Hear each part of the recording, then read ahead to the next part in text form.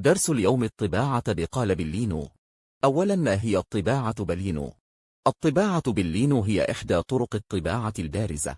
تستخدم في الإغمال التي تحتاج كم كبير لنسخ الصور. يتم فيها حفر التصميم أو الرسمة على لوح من مادة اللينو أو الفلين، ثم يوضع الحبر على الأجزاء البارزة ويضغط اللوح على الورق لتنتقل الصورة.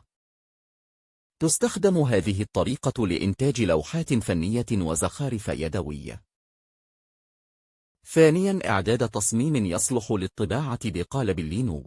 خطوات تصميم الوحدة الزخرفية: تحديد مساحة تصميم الوحدة الزخرفية 10 في 10 البدء برسم الوحدة الزخرفية داخل المساحة المحددة.